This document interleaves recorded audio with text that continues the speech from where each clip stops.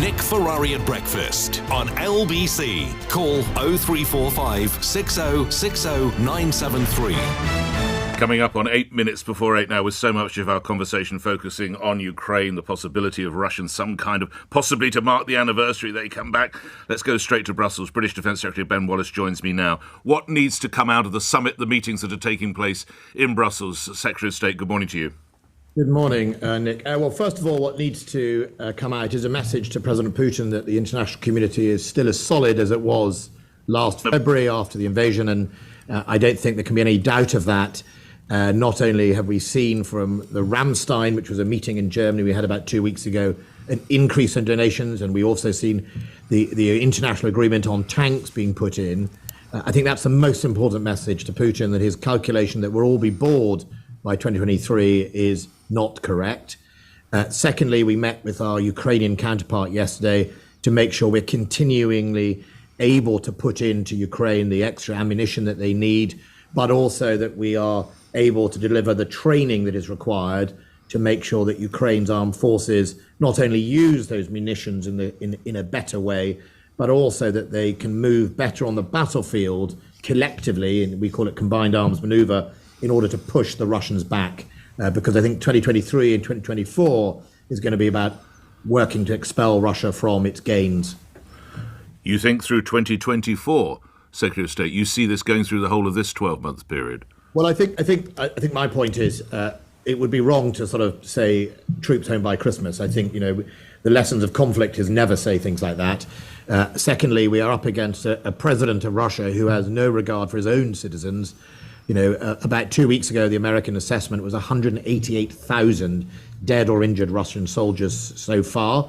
And we've seen reports that over last week, almost a whole brigade, which was attacking Vuhledar, a small mining town in the east of Ukraine, a whole Russian brigade was effectively annihilated or destroyed. They lost nearly 1,000 or over 1,000 people in 2 days. So it's unpredictable when you have a president and a Russian general staff that defies reality or ignores reality and simply doesn't care how many people they're killing of their own, let alone of the people they're trying to oppress. Reminding my listeners, you're a senior military bloke yourself. Can I characterise it in other good guys, that is the men and women fighting Ukraine, supplied, supported by NATO members, are they winning, Secretary of State? I think they are winning. Nice of you to say high ranking. I think I was made it to a dizzy rank of captain, but I think they. There was so much potential, Secretary of State. I don't know why you left it. Yeah, well, there's a long story there, but I think they are winning. Remember, Russia aimed this time last year almost to take 8 main objectives: Kyiv, Odessa, all these big cities. It hasn't managed to take a single one, or even hold the one they had, Kherson, and they have lost 188,000.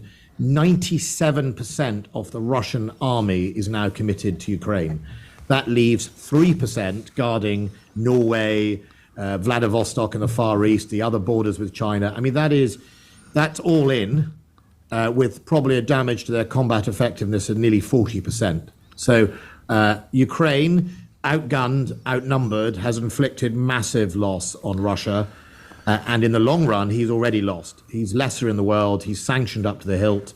His army is destroyed. His reputation for an invincible army is in tatters. Ukraine has taken back most of the territory, but not all, that Russia took in February last year. And the cost for Russians of taking even a few hundred meters is in the hundreds. And eventually, that will come back to the Russian population, and they'll realize, 188,000 people have wives and mothers and family and friends.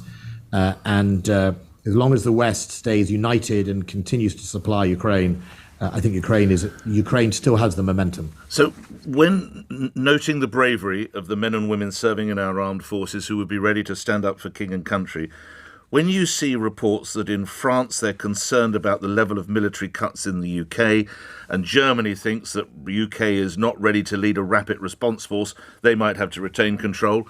Secretary of State, how do you respond? Well, first of all, Nick, those reports are not correct.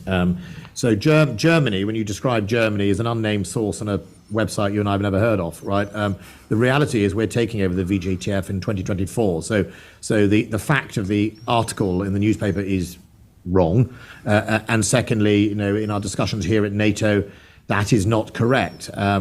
SACA, Supreme Allied Commander Europe, wouldn't simply allow you to take over the VJTF, as we call it, the very high readiness brigades, if that was the case. So we did say in the newspaper article that's untrue, but they printed it anyhow. And as far as the French go, I was with my French colleagues yesterday, and we don't see that. It wasn't raised with me. It hasn't been raised amongst our military officials. All of us across Europe have a challenge, which is Ukraine has exposed our vulnerabilities that all of us have over the decades, and including France. All of us have had hollowing out. Germany is on record talking about its own forces being hollowed out. I'm on record saying that the last 30 years saw our armed forces hollowed out. We all have been exposed by this invasion of not having the right ammunition stocks that we should have, of not having the right readiness levels we should have. And that's why we're all spending extra money. We got an extra 24 billion in 2020. France announced, I think last week, an extra 100 billion between now and 2030. 20 of 30 NATO countries are increasing their spending. That is a reality, and we're going to have to put that right. But no one's trying to hide anything. But fundamentally, we are taking over the VJTF, and the unnamed German source in a website. I think I wouldn't base my strategic requirements on that person. I expected more robust language there, Secretary of State, but we'll move. I've been told off for using robust language. It was on your lips, so I could tell it was coming any minute. Can we respond to reports that you are seeking an extra £10 billion from the Chancellor for the MOD next month? Well, I'm like any Secretary of State affected by inflation. And remember, defence, like probably the Department of Transport, spends huge amounts on capital, so hardware and equipment programs will affected by inflation, which is why we're all agreed in government that we've got to deal with inflation more than anything.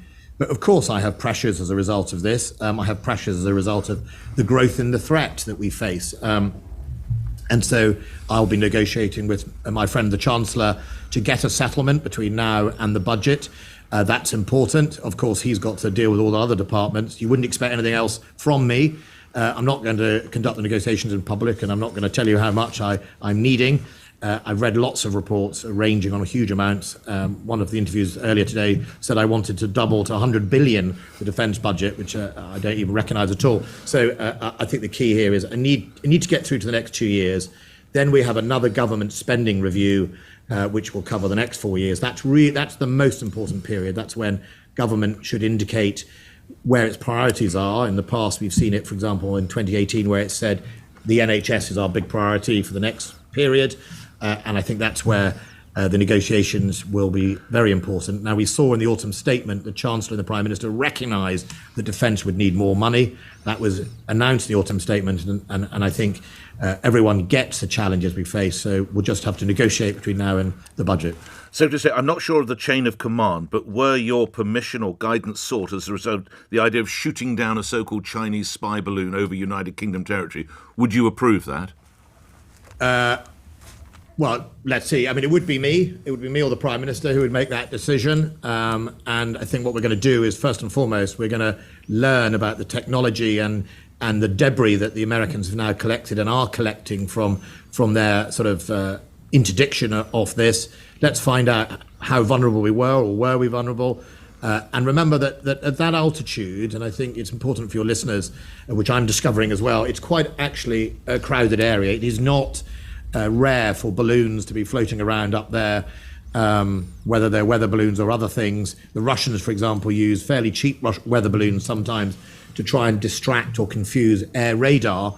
I think it's important that, first of all, I get an assessment of quite how crowded, above sort of 80,000 feet is, or the higher altitudes, and indeed what threat is posed from that to us. But I think the point is everything is on the table. If we thought it was a threat to our population or indeed a national security, and we thought we could do something about that safely, because it would have to come down somewhere, yes, then of course I wouldn't hesitate to take the right decision to protect us.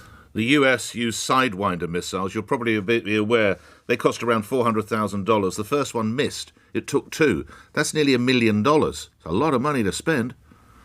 Well, that's one of the lessons of Ukraine is over the last few decades, we have put a lot of money in the West into very exquisite platforms that cost billions of dollars or hundreds of millions of dollars. And, enemies are quite clever at working out that if you can use up someone's stocks of $500,000 missiles, they will run out pretty quickly, and you've only spent a few $100,000. And I think it's been really telling how Ukrainians have used equipment to deceive Russia on the ground and make them, just like you said, fire off expensive pieces of equipment. And I think that's one of the things where we've all got to go back to the drawing board about attrition, as we would call it. Things that are very expensive and exquisite, you don't want to lose. But if you have cheap things, then you might be prepared to throw them up in the air and risk half of them not coming back. So I think that is what this conflict has exposed, how dependent we have become in the West on exquisite, expensive platforms, which do an amazing job, by the way. Let's not underestimate the importance of them. But also what happens when someone uses a cheap balloon to distract you. Lastly, how concerned should we be the next time you're on important meetings in Wyre and Preston North, or I'm wandering aimlessly down Blackheath High Street, that I might be being spied on by a Chinese camera just 10 feet above my head through local authority or police? There are these worries now, which I'm sure you're aware, Secretary of State. Well, so first of all, it's not new that cheap technology is vulnerable, whether it's made in China or anywhere else. We could all go into our shops now and buy pretty reasonable, compared to the old days of CCTV cameras, and we all have in our houses the Internet of Things. And if we don't even take the most basic precautions, like changing the administrative passwords on them, we can be hacked. And you're more likely to be hacked by a criminal than you are about a state. China, no offence to you, Nick, or no offence to me, I'm not sure China is really interested in following me around Preston North and Wyre, or you around Blackheath. But they are interested, obviously, in my sensitive networks and my defence programmes and my industry. And that's where we put the focus in our areas about getting rid of certain vulnerabilities like Huawei, which is very important to get out of our network. And I think that's the question for everyone, is when you're buying this equipment, depending on who you are, whether you're a private citizen trying to protect your house or whether you are a government institution, you should ask yourself, what is the balance between the risk you're prepared to take and who is after your information? And I think that let's be realistic here. People buying cameras to protect their houses from a burglar, I'm not sure, unless they're running a secret cell from within their house, I'm not sure we should be too worried, other than they should make sure they take the basic precautions of proper passwords, protective, get yourself a security, whatever you call it, protect your Wi-Fi, use VPN. Yeah, firewalls and things such as that, indeed. Best of luck for your endeavours in Brussels, and thanks for your time this morning. Defence Secretary Ben Wallace appearing here on LBC, which gives you the latest news headlines for Thomas Watts. On your radio, on Global Player, and Play LBC. leading Britain's conversation. This is LBC.